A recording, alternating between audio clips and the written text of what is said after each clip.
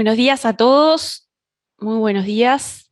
Estoy acá, Elisa Martínez, coordinadora de Proyecto ECO, un poco usurpando el rol de los coordinadores del Foro América del Sur de COVID-19, pero bueno, normalmente estoy detrás de pantallas, como se dice en la tele. Y acá con nuestra coordinadora, doctora Victoria Franchés, allí también el doctor Henry Cohen, conectado, y tenemos hoy la ausencia de el doctor Álvaro Danza, que se encuentra justamente viajando a un congreso. Muy bienvenidos a todos a esta nueva edición del foro, y tenemos tres invitados a quienes agradecemos muchísimo su disposición para hoy. Tenemos por un lado la doctora en bioquímica Lilian Caló. Ella es coordinadora de comunicación científica en Vireme, en la biblioteca en OMS, en San Pablo, Brasil. También está con nosotros Felipe Mejía Medina, un consultor multifacético, diría yo, en varios temas de salud global y fotógrafo también, y otras ramas del arte. Colombiano, en Bogotá. Y Rocío Ramírez Paulino, uruguaya, máster en comunicación científica, médica y ambiental del Instituto Clemente Estable de Uruguay, a quien agradecemos también muchísimo su disposición para estar hoy en este intercambio, que vamos a tratar un tema no tan clínico, pero seguramente muy interesante para todos, que es la infodemia y la desinformación en la pandemia. Recuerden que está disponible la interpretación, tanto a los invitados como a los asistentes, en el icono que tienen en su pantalla, y ahí pueden escuchar en portugués o en español, según lo necesiten, a nuestras intérpretes que ya están trabajando en este preciso momento. Bueno, y para comenzar, sin más vueltas, le vamos a pedir a Lilian. Hoy tenemos quizás un público, una serie de participantes que no son solo perdón, quizás no antes de darle la palabra a Lilian, quería decir que quizás hay algunos participantes que no son los habituales de este foro, que son más de perfil del área de comunicación científica, o interesados en general en este tema. Este es un foro clínico, pero hay algunas instancias como esta en las cuales vamos a abordar temas más interdisciplinarios. Así que bienvenidos los que estén por ahí, que sea la primera vez que participan. Ahora sí, vamos a escuchar a Lilian, en primer lugar, que nos va a hacer una breve introducción desde su perfil a este tema. Lilian, cuando quieras, adelante. Buenos días a todos, muchísimas gracias. Un placer estar acá todos con ustedes en este debate, que es un tema muy sencillo y muy importante para todos en América Latina y en el mundo. Voy a hablar en portugués. Y voy a compartir mi pantalla. Entonces voy a hablar un poco sobre la infodemia y su repercusión en la pandemia de COVID-19. Me gusta esta cita de Jonathan Swift: "The falsehood flies and the truth comes limping after it", que quiere decir que la falsedad vuela y la verdad camina rengueando por detrás de la verdad, de la falsedad. Esto es algo que venimos observando durante la pandemia de COVID. Eisenbach acuñó el término infodemiología como una disciplina y una metodología de investigación interdisciplinaria que estudia los determinantes y la distribución de la información y la desinformación en salud. En el 2003, durante la epidemia de síndrome respiratorio agudo grave causado por coronavirus 1, que es el SARS-CoV-1, ya había sucedido, ya teníamos una epidemia de desinformación que aumentó y prolongó el daño social, económico y de salud pública ocasionado por la enfermedad. Esta nueva epidemia, Eisenbach denominó infodemia, definiéndola como información asociada al miedo, especulación y rumores, amplificada y transmitida rápidamente por modernas tecnologías de información que impactan negativamente a la economía, a la política y a la seguridad desproporcionadamente a la realidad. La infodemia, sin embargo, no está asociada exclusivamente a la salud pública. COVID-19 y antes de ella SARS-CoV-1 fueron las primeras emergencias de salud pública acompañadas por esta infodemia. Es prácticamente inevitable que en medio a tanta información tengamos desinformación, rumores, algunos intencionales y otros frutos de opiniones personales, ignorancias, supersticiones y opiniones repasadas como información. OMS disponibiliza una plataforma de información llamada EpiWin, Information Network for Epidemics, donde trabajan profesionales en las 6 oficinas regionales de la Organización Mundial de la Salud, que son especialistas en medios sociales que buscan combatir las noticias falsas que circulan en las redes sociales en todo el mundo. Ustedes pueden imaginar qué tan grande es ese trabajo. En Brasil tenemos una iniciativa que tiene pocos años que acerca la ciencia a la prensa, que es la agencia Body. Tiene un rol importante en divulgar o difundir la investigación brasileña, estableciendo un puente entre los periódicos o los diarios y la prensa online, por ejemplo, con la publicación de notas de prensa. Así también combate la desinformación. ¿Cómo podemos combatir la infodemia?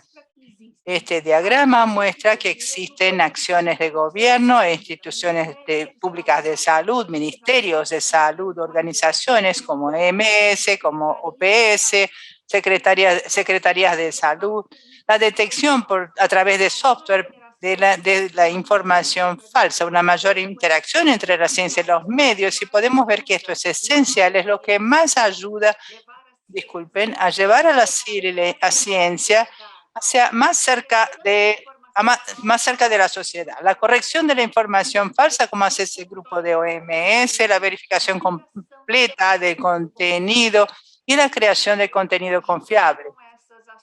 Junto con esas acciones, la concientización permanente de OPS, OMS a través de las redes sociales, que está siempre informando y llevando información de calidad permanentemente a los profesionales de salud, para investigadores y para la sociedad en general. Eso es lo que tenía que decir. Muchas gracias. Súper breve, pero muy rica de contenido, como le pedimos a Lilian. Así seguramente estamos viendo una serie de aspectos, una mirada desde el perfil de Lilian que nos hace reflexionar sobre este tema. A ver si hay preguntas o algún comentario sobre lo que acaba de exponer Lilian. Veo que Omar nos está levantando la mano. ¿Quieres hacer alguna pregunta o comentario? Entonces vamos a continuar y luego hacemos el intercambio. Muchas gracias, Lilian. Rocío, vamos ahora a Uruguay. Hola. ¿Cómo estás? Bueno, vamos a ver qué tiene para decirnos Rocío. Adelante. Bueno, muy buenos días y muchísimas gracias por la invitación. Es un honor y es un placer estar acá con todos y todas. Y además quería comentar que el lema del proyecto ECO me parece buenísimo y es una de mis motivaciones vitales, democratizar el conocimiento y bueno, tratar de extenderlo y de compartirlo y de aprender juntos. Así que muchísimas gracias. Bueno, yo soy Rocío, trabajo en el Instituto de Investigaciones Biológicas Clemente Estable de Montevideo, Uruguay. Es un centro donde se hace investigación biológica, pero además, hace muchos años, se realiza una importante labor de divulgación de la ciencia y de apoyo también a la educación en ciencias. También es un orgullo estar ahí hace varios años ya. y tenemos una trayectoria muy importante. Ahora les voy a contar un poco algunas cosas que hicimos desde el instituto, pero quise centrar esta presentación en, por un lado, los aportes desde la comunicación pública de la ciencia, que es mi área de trabajo profesional, y por otro lado, un poco más en la parte más psicológica, emocional, y todos los estudios que hay ahora en el área académica de la comunicación pública de la ciencia, que tratan de conocer por qué ocurre el fenómeno de la desinformación y qué podemos hacer para contrarrestarla. Bueno, como la compañera, me encantó que nos habló del origen del término, y también yo puse acá en mi presentación el enlace al manual de la OPS sobre infodemia, que es, bueno, es una palabra que ahora quizás conocemos muchas personas, y yo la definiría bien cortito como una sobredosis de información, que no siempre tiene que ser falsa. Y acá me gustaría aclarar que, por ejemplo, en inglés existe 2 palabras para la desinformación, así que una es misinformation y otra es disinformation. Una tiene que ver con la intencionalidad, ¿sí? Entonces, la misinformation no sería intencional en principio, tiene que ver con cuando se comunica mal o se generan dudas, confusiones, y la desinformación está mucho más asociada a la intencionalidad, que es algo que lamentablemente ocurre. Por otro lado, tenemos el término noticias falsas o fake news, que en general no es recomendado a esta altura, porque el problema central no es que una noticia sea falsa, sino lo que genera justamente la forma de comunicar y la forma de circular de la información, que genera este fenómeno de desinformación o misinformación. O sea que noticia falsa como que reduce el problema y no nos permite abordarlo en toda su complejidad. Y bueno, paso a la siguiente, que es donde me quería centrar. Nosotros en el 2020, y ahí fue que nos conocimos con Henry Cohen, hicimos, hace años que trabajo también en el Centro de Formación de la Cooperación Española, realizando ciclos de capacitación y formación en comunicación de la ciencia, y también en estrategias para impulsar la ciencia, la tecnología y la innovación en Uruguay. En ese momento se decidió que íbamos a centrarnos en la pandemia, en el COVID-19, y uno de los módulos tuvo que ver también con la desinformación. Allí invitamos a expertos en comportamiento, en psicología del comportamiento, que estudian justamente qué es lo que está influenciando que una persona tome determinadas acciones, por ejemplo, vacunarse o no. Entonces nos presentaron una serie de modelos, de formas de abordar la complejidad, como les decía, de la desinformación, y uno de ellos es este modelo COMBE, que divide las motivaciones y los procesos psicológicos que hay detrás de la toma de acciones y de cambios de comportamiento o no. Entonces, bueno, no nos vamos a centrar en eso, pero quería describir un poquito por qué las personas a veces creemos en información errónea y la difundimos y nos enganchamos con la viralidad, ¿no? Entonces, muchas veces tiene que ver con cuestiones motivacionales, y ahí podemos separar las que son automáticas de cómo nuestro cerebro funciona, ¿sí? Que a veces compartimos sin pensar o buscamos el camino más corto, los que nos conviene, los que nos cae simpático, lo que nos dijo nuestras personas de referencia. Y otra forma de motivación puede ser justamente apelar a la reflexión. Perdón. Lo que quería centrarme acá es que los estudios en estas áreas indican que, y lo vemos, por más que nosotros, como se dice, que a mí no me gusta mucho, pero acerquemos información correcta y nos esforcemos muchísimo en, por ejemplo, por crear portales de fact-check, de comprobación de hechos, de contar la verdad y mostrar cómo son las cosas, está comprobado que eso no alcanza cuando la motivación es automática. O sea, de poco sirve que una persona que no confía, que no utiliza estos medios o cuando los lee no presta atención, y lo vamos a ver también, esta estrategia no es del todo útil, no está rindiendo, hablando bien directo. Otros aspectos tienen más que ver con las capacidades que tenemos las personas para discernir entre qué es correcto y qué no, y también las capacidades reales de acceder a esa información, de poder leerla. Ahora está, por suerte, apareciendo mucho más en cuenta la inclusión, muchos recursos están en un solo idioma, no tienen subtítulos, muchos videos en internet, muchas cosas en las redes, hay personas que no acceden, o no acceden a la conexión a internet, etcétera, etcétera, o no tienen la capacidad educativa para entender ciertas cosas, lo que se llama alfabetización científica o numérica o gramatical, lo que sea. Esto sí se puede mejorar y mucho. Entonces, yo, volviendo a la complejidad, podemos, por un lado, mejorar estas capacidades a nivel individual y, bueno, en las organizaciones podemos mejorar nuestra forma de presentar la información. ¿Qué dice la investigación en la comunicación científica? Bueno, hay muchísimo material, yo estuve seleccionando algunas cosas en base a webinarios que han habido sobre, por ejemplo, la confianza en la ciencia y los aspectos que tienen que ver, porque es uno de los puntos claves. Hay muchas personas que no están confiando, y no es que haya más desconfianza que antes, pero sí está más polarizado.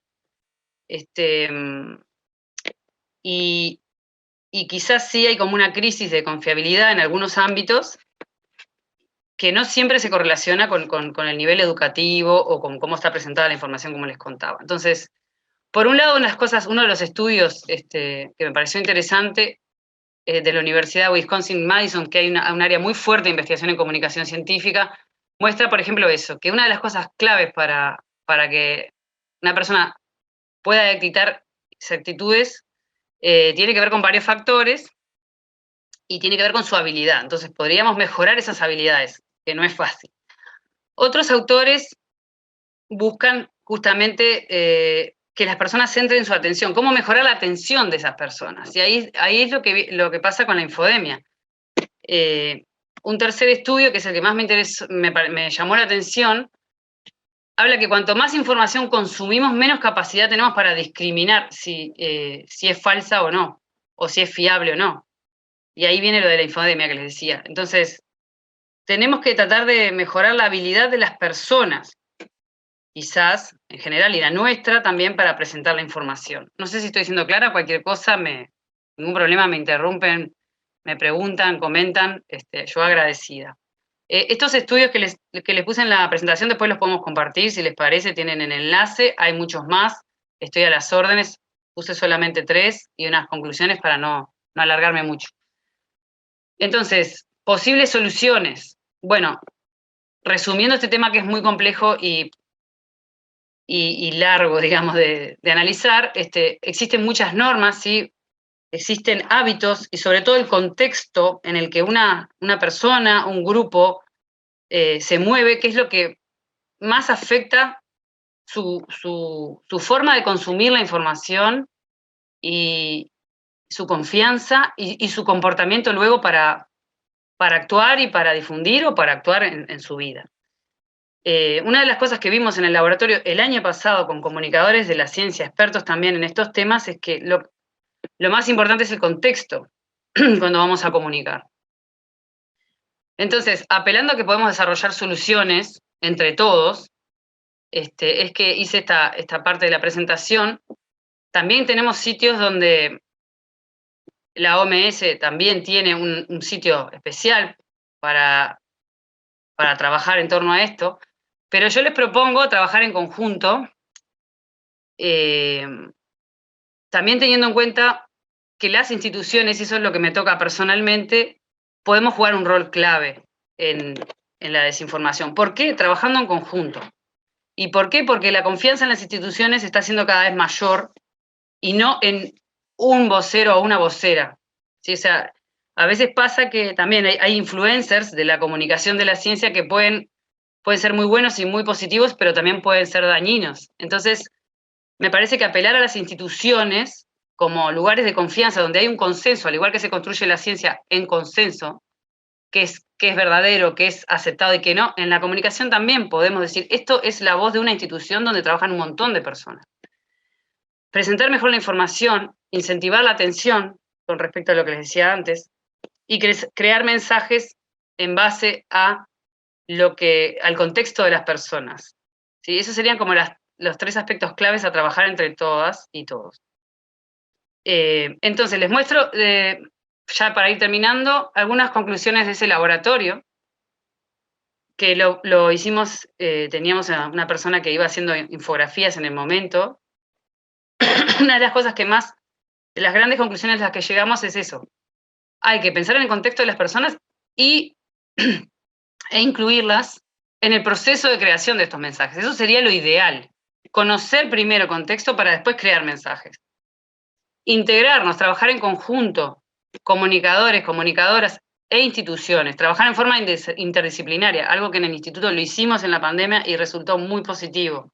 Crear comunidad, no solo dentro de la institución, sino en general. Esto lo estamos mostrando hoy acá, en esta teleconferencia.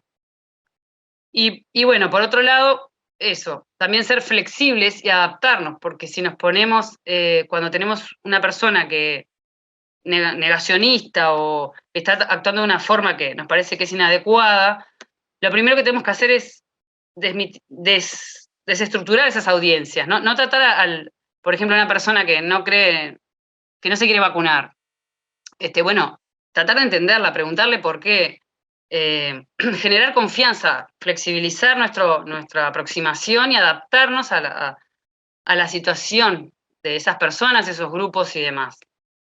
Esto que les muestro es una presentación que hice en el Congreso Interdisciplinario que hubo hace poco en la UDELAR.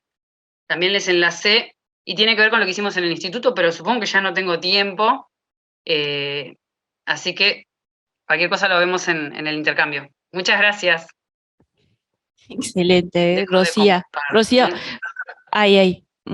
muchísimas gracias y te agradezco especialmente que hayas tomado unos minutos para explicar qué es el Clemente Estable para los que no son uruguayos, que estamos súper orgullosos de ese instituto. Es un instituto de excelencia que no solo cumplió un rol hace muchos años, pero muy importante, ni que hablar ahora en la pandemia, en la última pandemia, y capaz que esta beta no es tan conocida. Gracias. Felicitaciones por ese trabajo. Contribuye al orgullo que tenemos de esa organización. Muchas gracias. Bueno, hay unos cuantos, como decía Rocío recién, hay unos cuantos influencers de la ciencia acá conectados, según veo en la lista de participantes, aunque dudo mucho que se autodenominen así. Pero bueno, ¿hay algún comentario o pregunta para Rocío ahora? Allí Sherry Luis dice, muchas gracias por esta información, es difícil hacer entender cuestiones científicas a las personas fuera de las áreas académicas, seguramente estamos muy de acuerdo con eso, y Denner está levantando la mano, adelante. Hola, buen día. Buenos días. Me gustaría hacer una pregunta para la oradora. ¿Por qué las personas siguen cuestionando tanta información en internet? La necesidad de vacunas y demás, a pesar de tanta información que hay disponible en internet? Gran pregunta. ¿Cómo las preguntas todavía dudan la ciencia con tanta información disponible sobre ciencia en internet? Sí, ahora sí. Gracias, Lilian. A ver si alguno de la propia Rocío, que es la pequeña pregunta. Bueno. Claro, teníamos poco tiempo. Es un área, no es mi área de, entender los fenómenos que ocurren en las personas que no creen de alguna manera o no confían en la información científica, médica, no es fácil. Les recomiendo, tengo varias recomendaciones, pero para entender eso hay que ver la parte de la psicología, justamente, de la psicología del comportamiento. Hay muchos factores que tienen que ver en el ámbito al que pertenecemos, la educación que tuvimos, nuestros grupos de referencia, en quién confiamos y en quién no. Si de repente nuestros mejores amigos o las personas que nos generan admiración, confianza, vienen y nos dicen, no, mira, esto es mentira, las vacunas son, esto es un interés de una farmacéutica, y capaz o siguen a un gurú. Por ejemplo, yo conozco personas que siguen a alguien en Instagram que hace cierta terapia, no sé, alternativa y le funcionó, les hizo bien en un momento, entonces después esa misma persona empieza a hablar de otras cosas y se mete en el coronavirus y les dice, no, tomen tal flor que van a ver que van a aumentar su sistema, van a mejorar su sistema inmune y listo, no necesitan vacunar. Y la persona sigue a esa influencer, porque le funcionó en un momento y ya lo tomó como referencia. Y para algunos, por ejemplo, para mí es increíble, o sea, me cuesta mucho entenderlo, pero sí, una de las cosas es eso, o sea, tiene que ver con la historia de vida de las personas y dónde se mueve, el contexto cultural, social. Bueno, los países no es lo mismo, ¿no? Hay países que tienen un índice de desconfianza o digamos, de viralización de ciertas noticias mucho mayor que otros. Hay como una cultura también de la desinformación o de la desconfianza. Tiene que ver con el país. Justamente en Uruguay tuvimos la suerte de que el gobierno, y Henry lo puede decir mucho mejor que yo, tomó una postura firme, clara y formó un grupo con científicas y científicos donde teníamos un respaldo en parte del gobierno, pero eso no pasó en todas partes. Entonces, si de repente nos seguimos a determinadas figuras políticas, también vamos a empezar a descreer hasta de la Organización Mundial de la Salud. Hay muchos factores. No sé si Lilian quiere, ahí va. Sí, tal cual. Adelante, Lilian, complementa. É assim, na verdade... En realidad, participé de una discusión sobre la importancia de la comunicación de la ciencia para la sociedad, en que había un organismo de financiación de investigación en Brasil. Y uno de los presentes, un epidemiólogo, decía esto: en las situaciones de peligro y temor, como fue o sigue siendo COVID, estamos lejos de que termine. Cuando tenemos que tomar una decisión, la gente busca una explicación que logre comprender. Cuando esa explicación es muy complicada, la gente prefiere elegir el camino equivocado, pero algo que logran entender. La vacuna está destinada a introducir un chip en las personas. La vacuna tiene mucho mercurio y va a matar a los niños. La vacuna es tóxica. Entonces ellas buscan una situación alternativa, aunque sea falsa, la información, porque, por ejemplo, creer que el hombre llegó a la luna. ¿Por qué la gente hoy está diciendo, no, hicieron toda una escenación, una historia alrededor de eso, pero no fue real? El hombre no fue a la luna. Porque pensar en esto, en el conocimiento que es posible para llevar el hombre a la luna, es tan complicado que es más fácil no creer.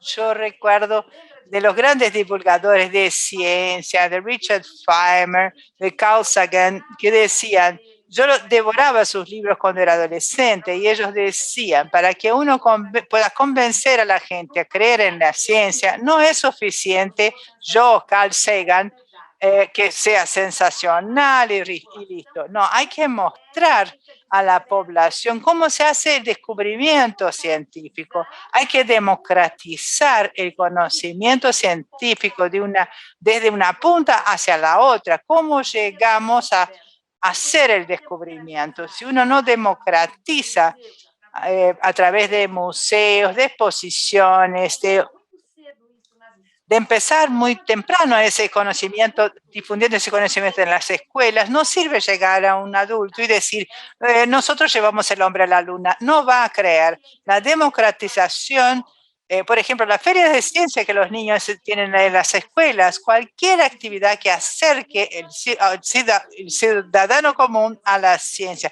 Lo que Carl Sagan decía, hay que llevar la ciencia acerca de las personas.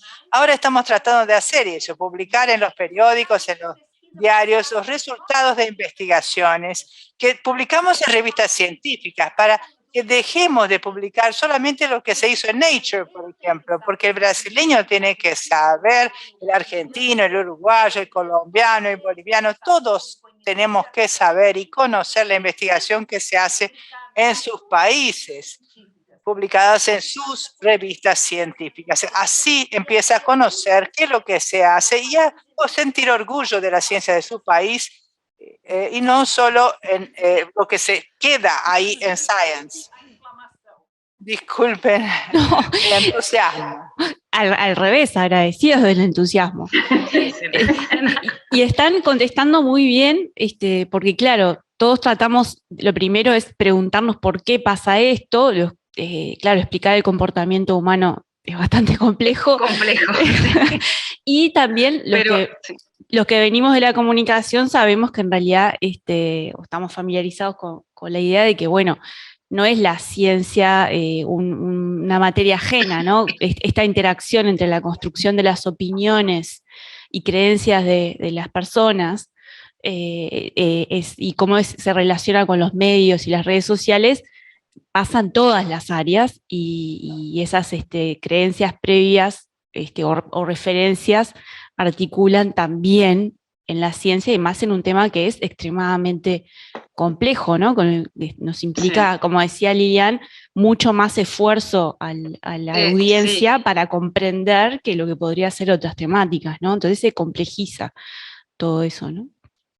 Yo quería comentar eso, que eso Lilian explicó perfectamente de los motivos que es lo que en inglés dicen shortcuts, o sea, el camino corto, ¿no? Porque no tengo tiempo, energía de ponerme a pensar y a entender esto, entonces más fácil seguir al gurú, lo dijo mucho mejor que yo, pero es una de las... Sí. Si tenemos suerte... Yo les quería recomendar, pero vamos a escuchar a Felipe, después les recomiendo un libro que está para leer en internet que profundiza mucho en este tema, es fascinante, después se los... Gracias, Rocío. Se los pongo en el chat. Sí, te agradecemos si querés ya adelantar algunas cosas en el chat. Para los que nos conocen saben que esta sesión está siendo grabada y nosotros la publicamos en el canal de YouTube de ECO Uruguay, así que ahí van a poder recuperar las referencias acá de las expertas y el experto, y por supuesto podemos hacerles llegar las presentaciones por privado que tan amablemente nos han compartido. Vamos a escuchar ahora a Felipe, que nos va a complementar un poco con su perfil todo esto de que estamos hablando. Primero, muchas gracias por la invitación. Es un tema que realmente me interesa bastante. Entonces, pues bueno, voy a poner acá mi cronómetro. 7 minutos, ¿no? Ok. Entonces ya tenemos la definición de infodemia, una cantidad excesiva de información. Las definiciones han ido variando. El término infodemia es muy reciente todavía. Desde el 2020 tiene su mayor uso, entonces también las definiciones han ido cambiando. Pero digamos es la sensación de una abundancia excesiva de información. Es importante, de esto lo voy a hablar ahorita, lo voy a brincar en este momento, pero es importante hablar de las diferentes categorías de la desinformación, ya no lo mencionaba la colega.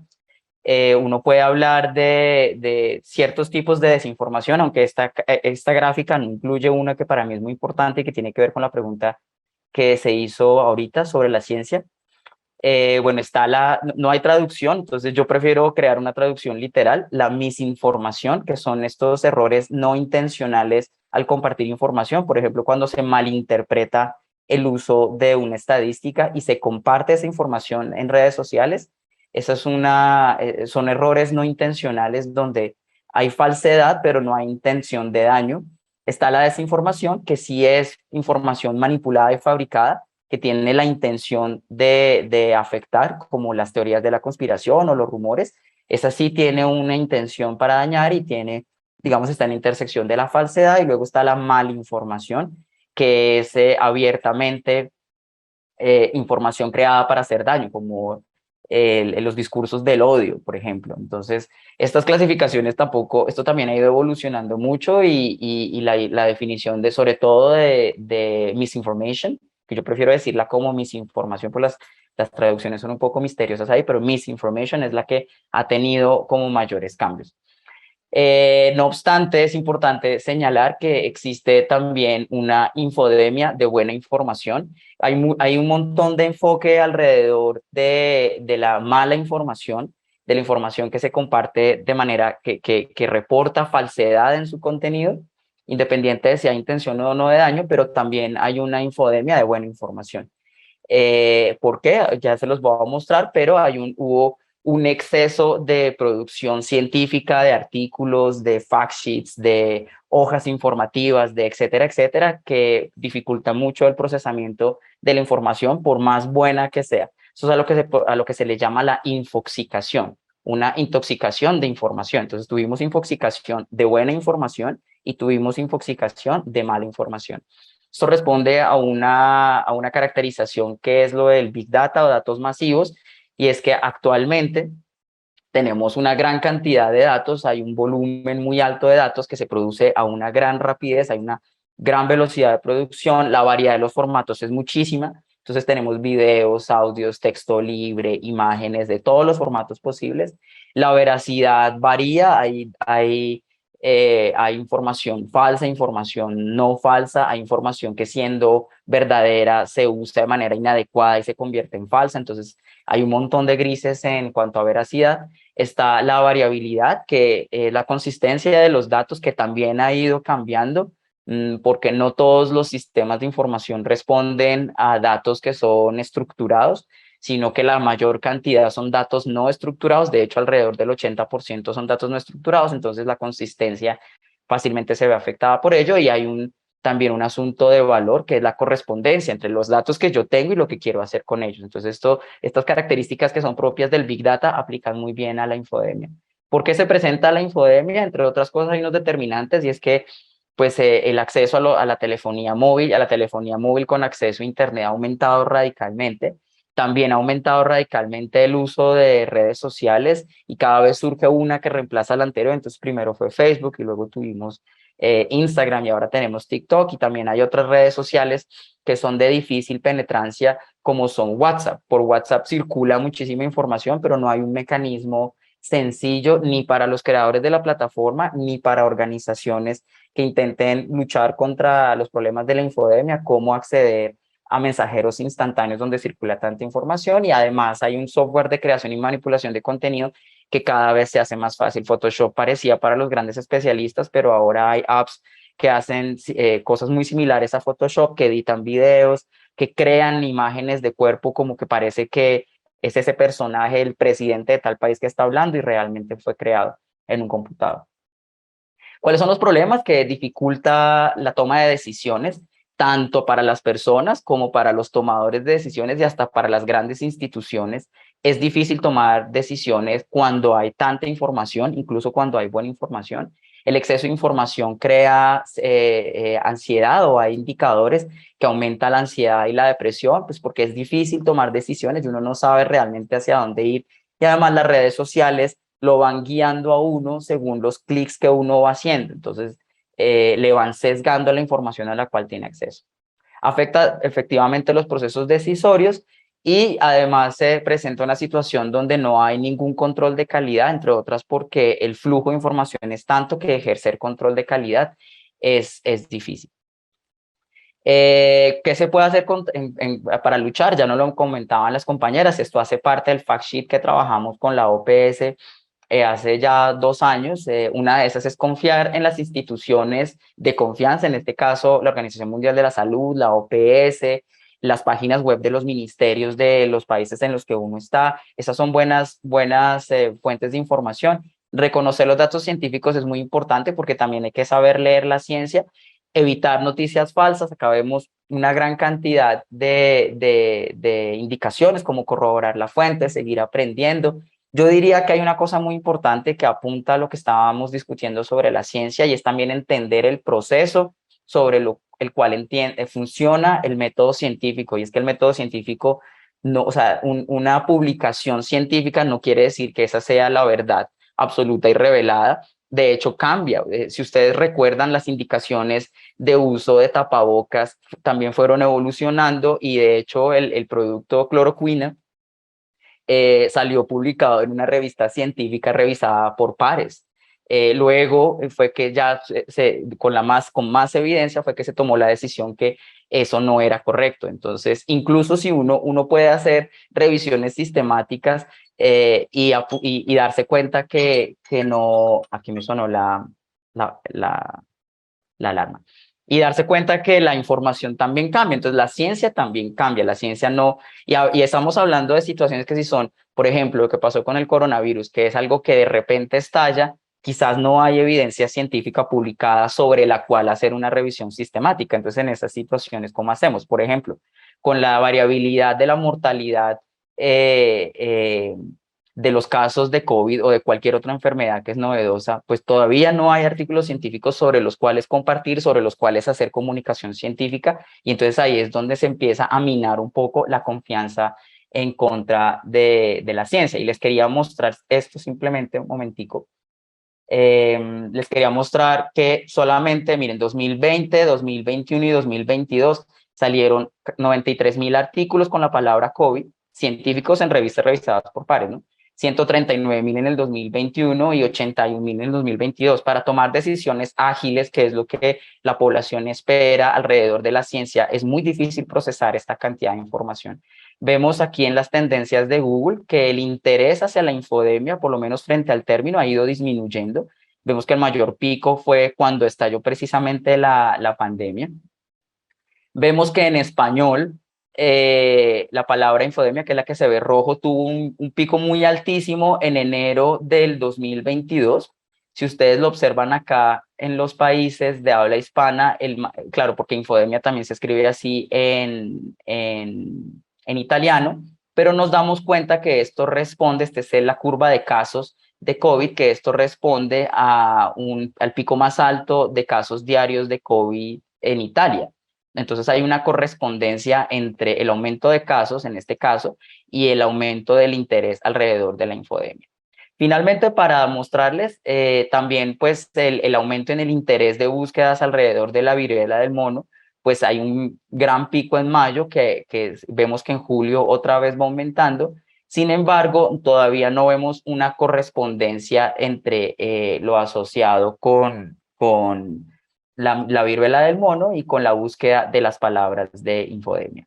Finalmente, ya compartieron el artículo, aquí está el fact sheet que trabajamos con OPS, de entender la infodemia y la desinformación en la lucha contra la COVID-19, pero igual, estos son toda la información alrededor de infodemia, toca estarla actualizando constantemente, cosa que les voy a copiar este artículo, que se pregunta si estamos seguros que realmente entendemos lo que es una infodemia, porque como es una situación reciente, realmente denominarse experto es un poco impreciso, porque ser experto de un suceso tan reciente es muy poco probable. Entonces aquí todos estamos como en un proceso de aprendizaje y de saber cómo enfrentar una situación que nos es tan difícil porque no lo habíamos presentado. Es la primera infodemia como tal, porque la anterior pandemia, la anterior gran pandemia, que fue la influenza española, entre el 14 y el 18 del siglo XX, pues no había cómo crear una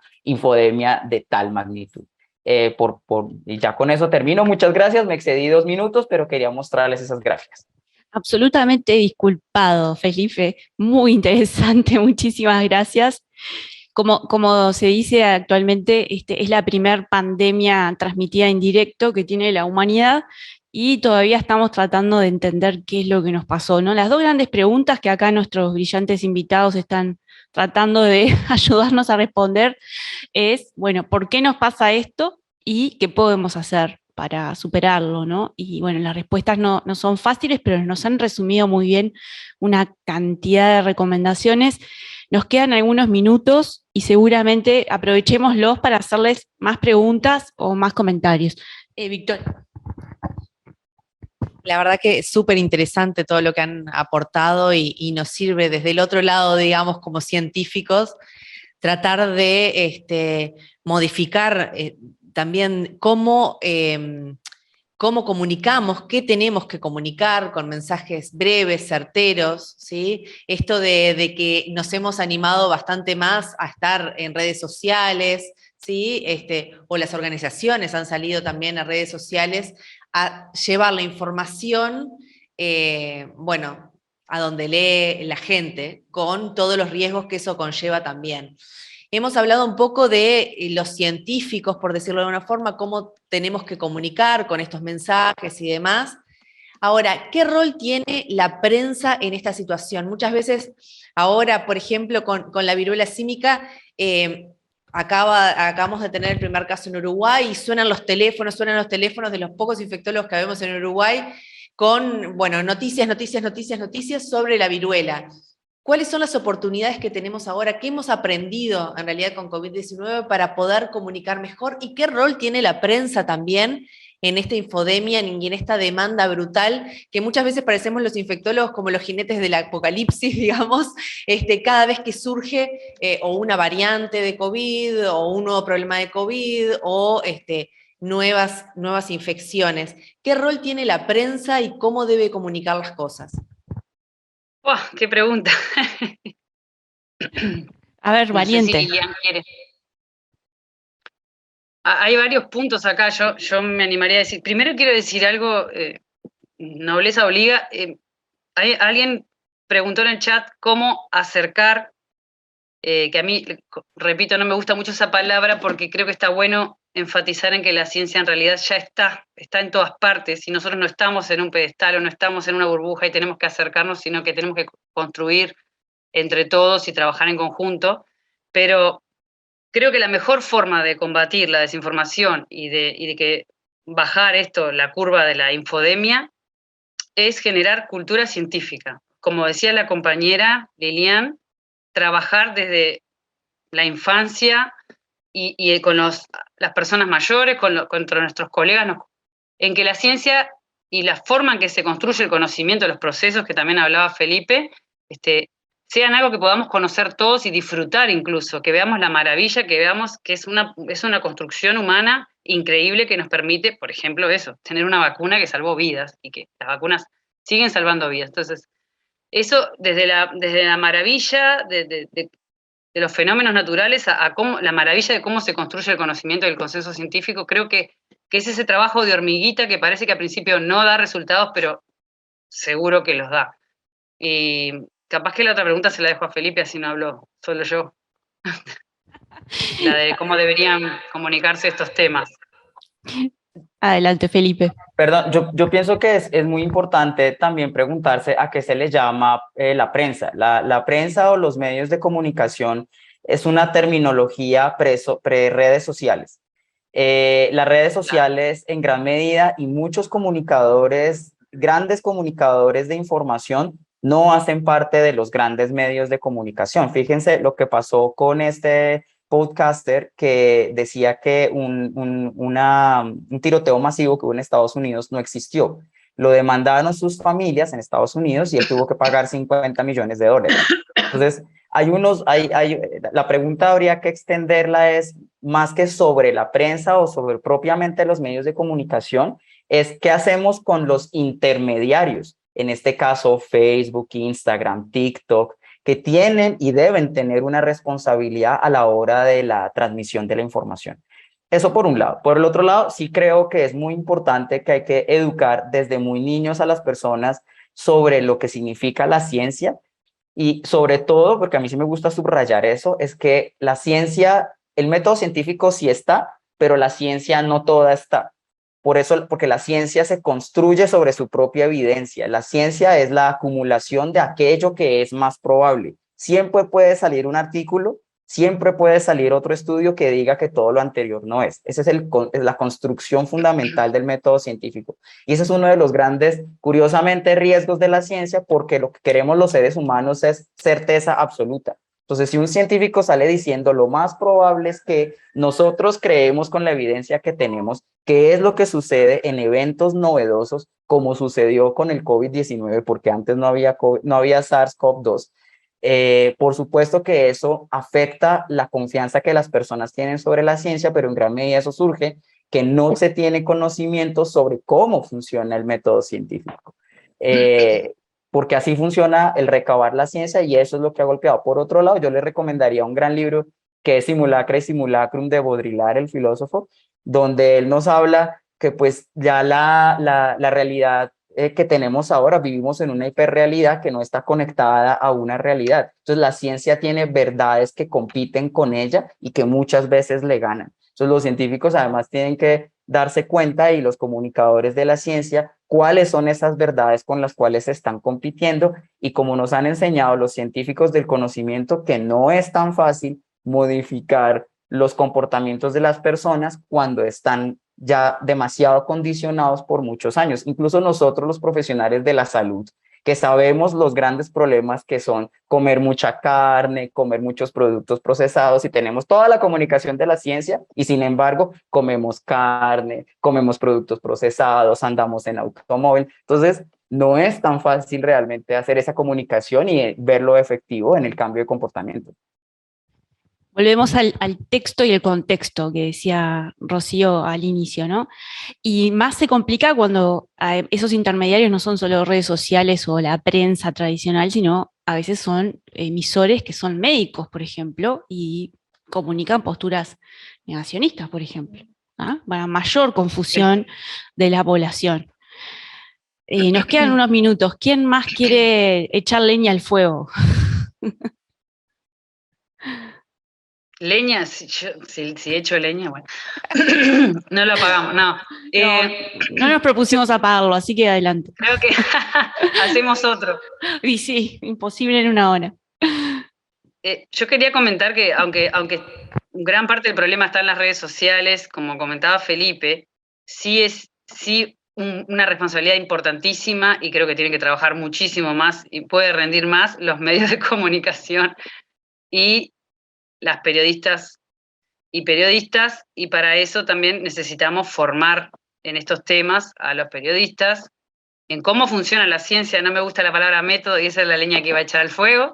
Creo que puede generar una confusión, porque no es algo estático y estricto, no es lineal la forma que se construye el conocimiento, y método a mí me suena muy a receta de cocina, y creo que genera confusiones. Felipe, después lo hablamos cuando termine, pero creo que falta muchísima formación. Hay periodistas, algunos especializados, y no tiene por qué ser especializados en comunicación de la ciencia, pero sí creo que tiene que ver con la ética también. Por ejemplo, para mí la mejor, y no voy a decir quién es, pero la mejor comunicación de la ciencia que se hizo durante la pandemia en Uruguay no son periodistas que hayan hecho una especialización en periodismo científico.